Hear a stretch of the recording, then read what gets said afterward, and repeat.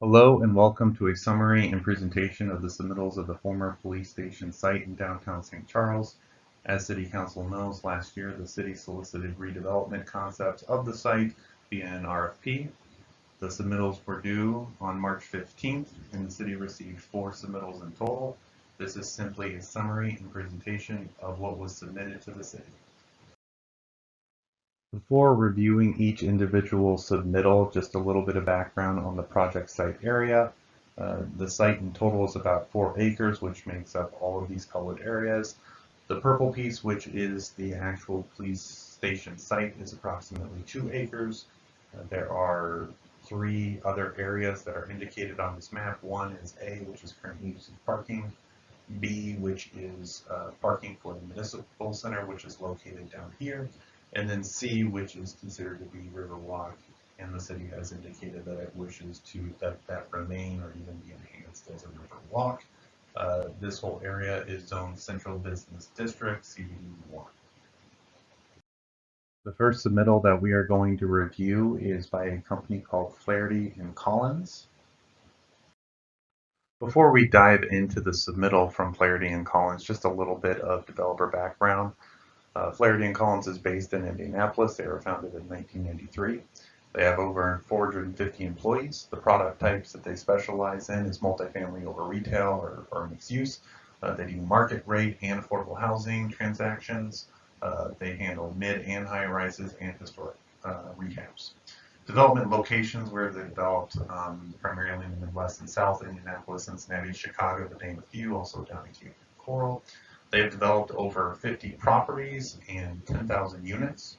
Over here on the right-hand side, you see some of the photos of some of their most recent projects that they have shared with the city. We can now take a look at what Flaherty and Collins is proposing for the former PD site. This is a rendering that was supplied to the city.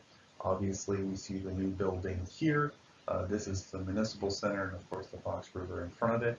Just some quick facts about what they're proposing. This is a two building design. So you have the building here and there's a building behind it, which we'll get a look at. In total, this would be 216 residential units, 3,000 square feet of retail, 452,000 total square feet, and then 471 total parking stalls. 100 of those stalls would be public. This is an aerial view of the proposed project. As I mentioned on the last slide, this is a 2-building design. They have a building here along the Fox River, which they're calling the West Building, and then across Riverside Avenue, the East Building. On this slide, we get a look at the interior of the building. So we can see here on this plan, this is the grand floor plan. So Fox River is here. This would be the municipal center, and this is the West Building. This does incorporate public parking. So this is Riverside Avenue. You would come in here and you could turn right or left to get into public parking. Some things that you'll notice here that this is the location of the proposed 3,000 square foot retail, a fitness center, and then a lobby. Along the river here, you would have apartments. So in both cases, you would be parking in the parking deck, and then you would walk directly into your apartments. Over on the east side, you do see this live work. So this is a unique and new concept that's becoming more popular. Essentially, this would be an apartment where you would also have an office that would open up onto the street. So if you wanted to live here, but then have an office that was open to the public, you could do that. And so there would be 7 units incorporated right here along Riverside Avenue. To get up to the next levels of the parking deck, you would come up Riverside and come up here and ramp up to it, in which case you'd be on levels 2 and 3, which are identical and basically a very simple concept. You would come up here, park your car in the parking garage, and then walk directly into your apartments. For levels 4 and 5, there's no parking up there. You would park on levels 2 and 3 and take an elevator up to your apartment over here. For the east building, very similar concept. So here you're looking at the ground floor plan. You would come up Riverside, come into the parking deck, walk directly into your apartment, and that is essentially how it would work for level 2, level 3, and level 4 and 5, where you have more apartments up on the upper levels. On this slide, we can see some additional renderings of the project. So looking across the Fox River, you have the west building here and the east building here. And this is the other view. So this would be the east building and this would be the west building. The apartment mix, so there would be 16 studio apartments, 106 one-bedroom apartments, 61 two-bedroom apartments, 26 three-bedroom apartments, and then the 7 work-live apartments would be on the first floor of the west building. The target market that they are going for is young professionals and empty nesters with high disposable incomes. As far as rental rates go, they would be looking for $1,500 to $2,900 per month for these units. That would equate to about $1.81 to $2.73 per square foot, which would be pretty consistent with the apartment market study that we did in November of 2021. Flaherty and Collins has also supplied the city with a project budget and pro forma, so we have the total project cost as well as potential financing. The estimated total project cost for the project is about $53 million. The estimated financial gap is about $9.6 million. Financing the project, they would use traditional bank financing, but also stress the importance of a public-private partnership. As far as a requested incentive, they're asking that the city fill essentially the gap of $9.6 million, and they would also assume that the city will provide the parking garage, land, and waiver of any impact fees. Timeline of the project, they expect due diligence and design to be taking place throughout 2022 and into April 2023, with construction starting sometime in 2023 and being completed in 2024. That is the conclusion of the Flaherty and Collins properties submittal to the city for redevelopment of the former police station site. One final thought that they included in their submittal is they state we develop to hold on to our projects rather than merchant developers who build and sell.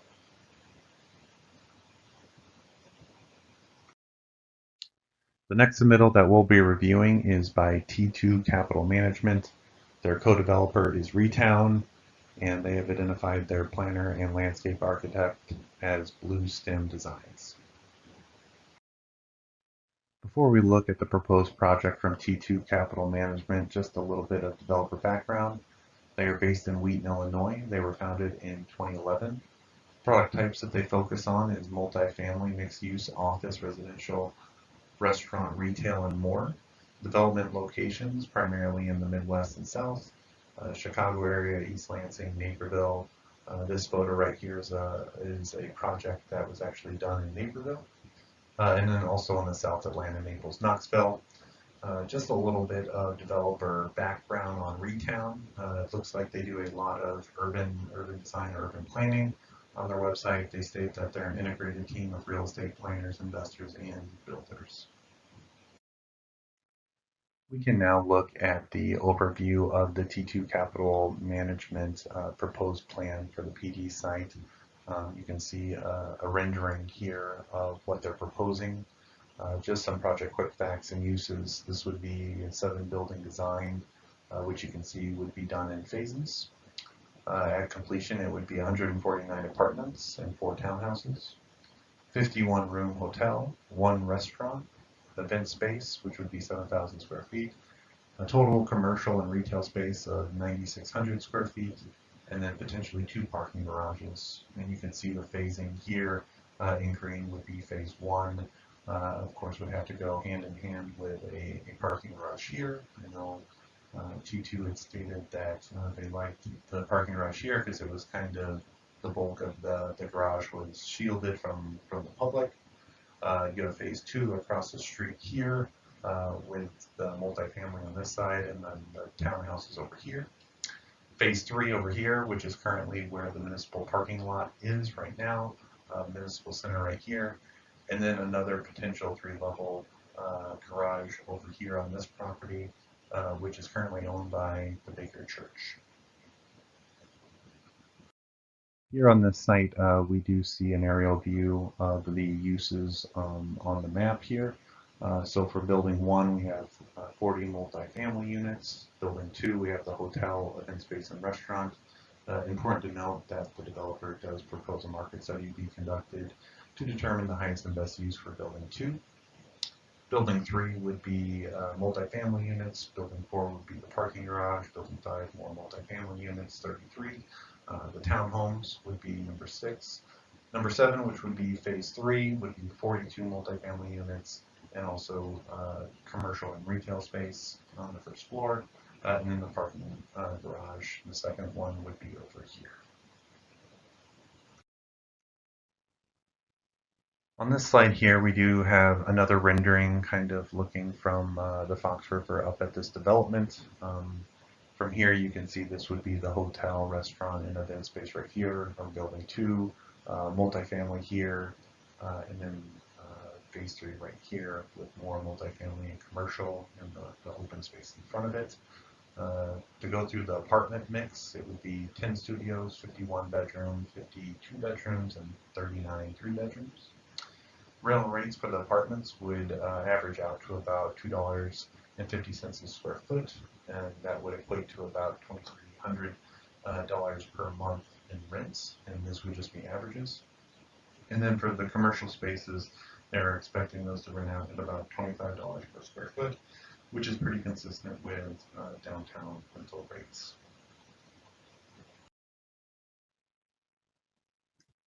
T2 did provide some options for parking. So in their submittal officially, they're estimating a total number of parking spaces at 575 at completion, but they do have 2 options that they presented in their submittal. So option 1 is right here where we have a 3-level garage here in yellow and then a 3-level garage here as well on the current parking lot there. They're calling this the dispersed option. Because you have 2 parking garages that are dispersed. I think this is smaller, less visual bulk, and will also disperse traffic more. And then option 2, which would be the contained option, and you see there is no parking garage up here. That would remain just surface parking, but the parking garage down here next to the site would be larger. You see that it's a 5-level parking garage. It should indicate that they do have 2 traffic and parking consultants on their team.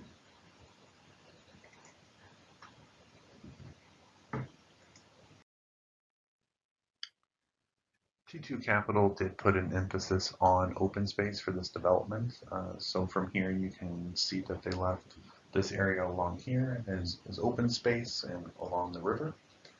They do indicate that they agree and that they would provide 60-foot of open space corridor with pathways connecting for gardens, large gathering spaces, or small nodes for sitting, reading, and resting.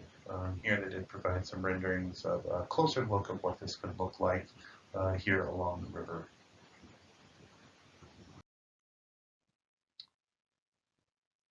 T2 did also submit a very comprehensive budget and pro forma for this project, giving us the total project cost and potential financing.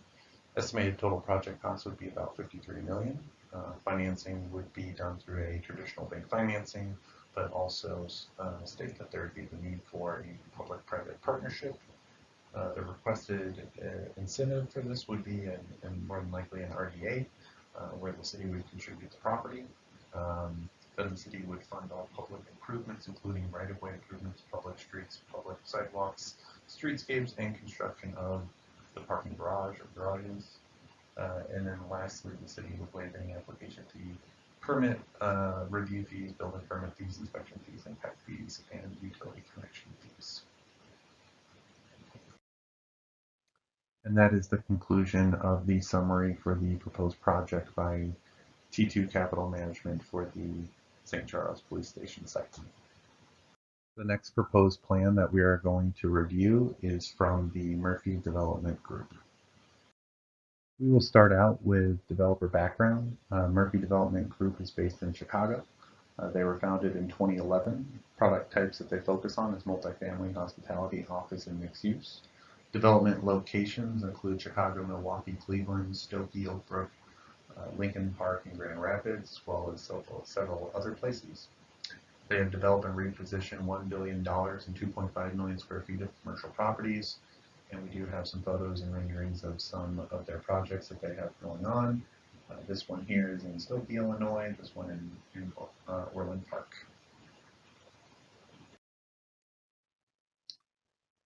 Now we can look at the submittal for the police department site from Murphy Development Group. Here we have a rendering that kind of shows an aerial view of the development. So what we have is a 5 to 7 story building. We can see 5 stories are along here, and this would be the 7-story portion. In total, this is 138 apartments, so heavy on the residential side, 1 restaurant, which would be at this corner right here, and then 1 commercial space, which would be 3,000 square feet, which would be at this corner right here. Interesting to note that Murphy Development Group did not develop or touch the parking lot, which is currently used by the municipal center. They do have some open space here along the river. They have outdoor dining for the restaurant. This is considered to be amphitheater seating, so you can see a little what could be a stage or some type of setup down here where people could sit on the amphitheater seating, but then also there are steps at the top. We will go through this a little bit more, but this would remain public space up here, and then some parts of this area they would reserve for residents of the building. As I mentioned on the previous slide, Murphy Development Group is not currently proposing any changes to Parcel B, which would be the current municipal lot next to the municipal center right here. They do give a reason why they don't believe the dimensions of the site are conducive for efficient parking layout.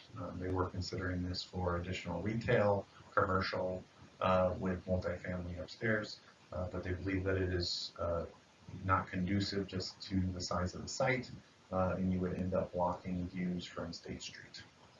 But they do indicate that they are interested in having a discussion with the city to hear thoughts on the site and what would be possible for Parcel B.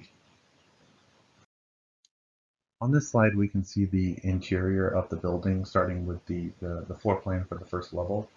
Interestingly enough, Murphy Development Group, they decided that they wanted to have the parking on the first floor. So this would be the parking. The public amenity deck would actually be above this. You can also see the restaurant over here facing the Fox River, and then the retail space along Riverside Avenue.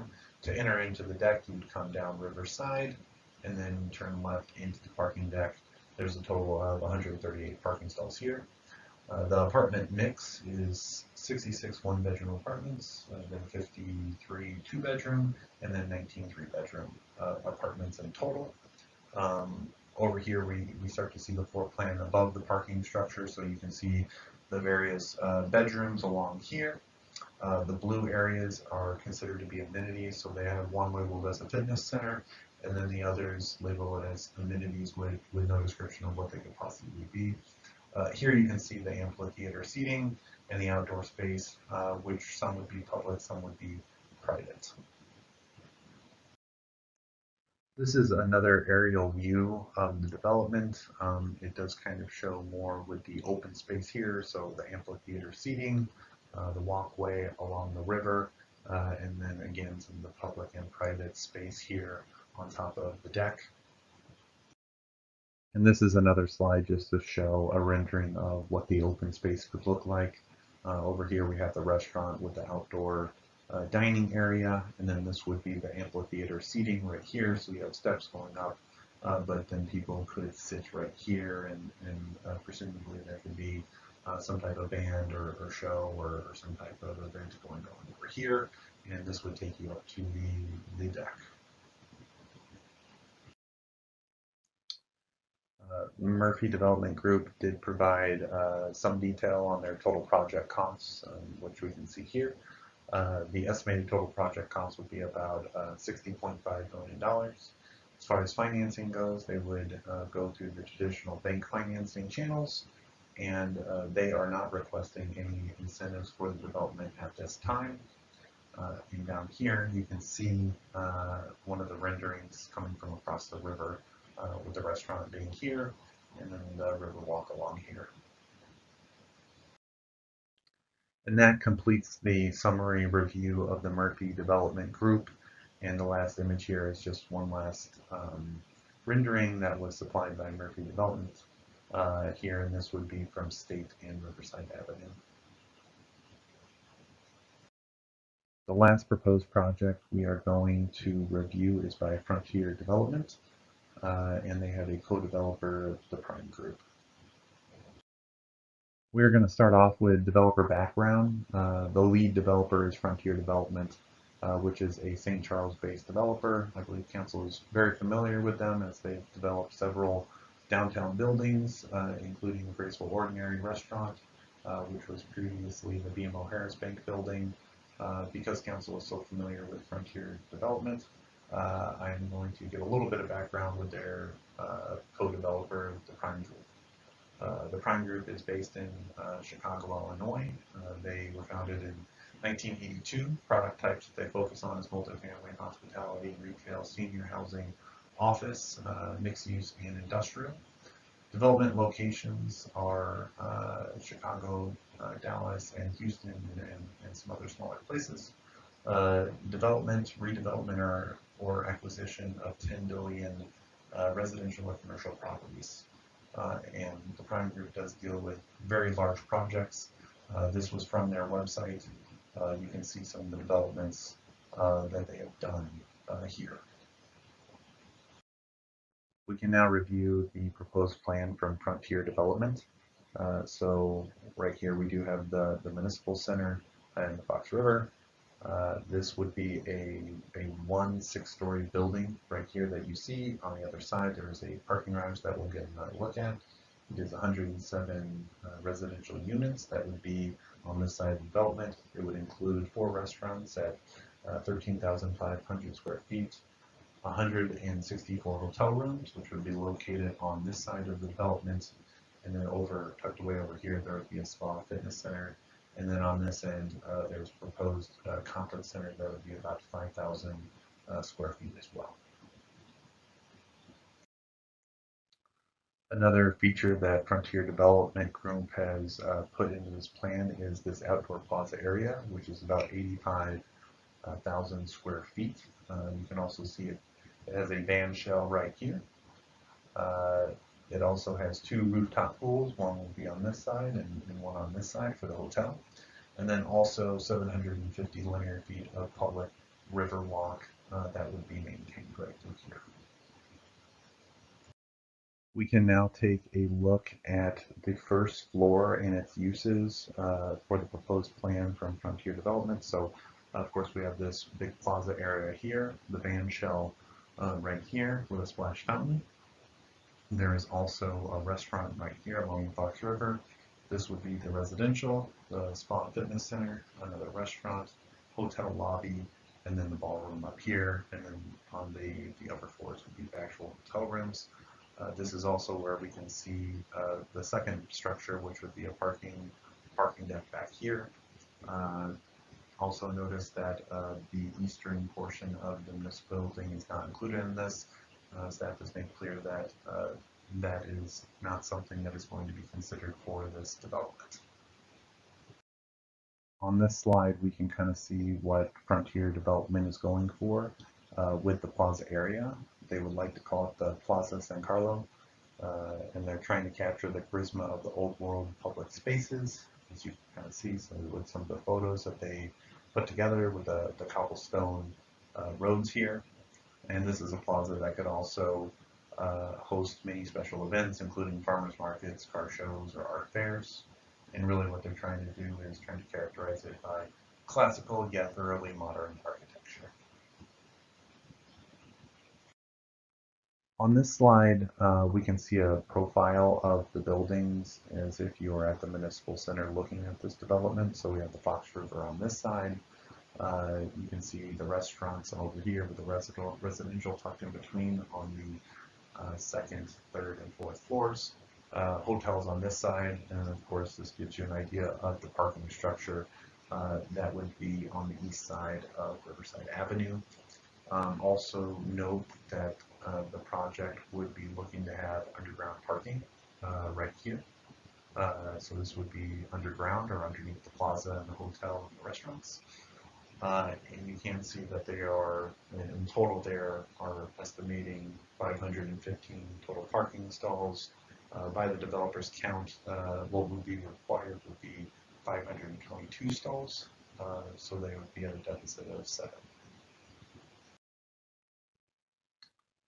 Just to give you an idea of what the upper floors would look like here, of course, these are this is actually the top floor, but you can see these would be the hotel rooms here, residential rooms, an amenity here, the restaurant, the pool, and the parking deck would be a few floors below this.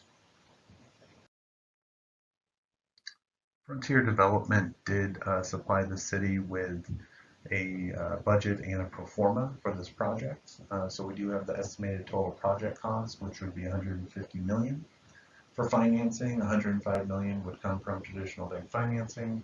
The developer would put up 25 million in equity, and then there is a requested incentive amount of $20 million, and they're asking that this would be funded through TIF increment revenue bonds. Looking at the pro forma or the revenue side of things, they did supply us with what they thought some of the rental rates would be. So for apartments, they're expecting $3 a square foot. Plus there would be some other costs associated with it for parking spaces and things like that. As far as the commercial goes, they are expecting to be able to sell or lease space for commercial uses at $40 per square foot. And as far as the hotel goes, they have supplied us with some expected prices, what they would do for hotel rooms. However, important to note that they have already consulted with a third-party consulting firm to do a hotel feasibility study. That is not complete yet. However, what they're expecting so far is Deluxe King, which would be kind of the lower rooms, which are 40 of them, would be $240 a night. And then there would be one presidential suite, which would be $750 a night. But a majority of these rooms for the hotel would kind of fall in between those two prices.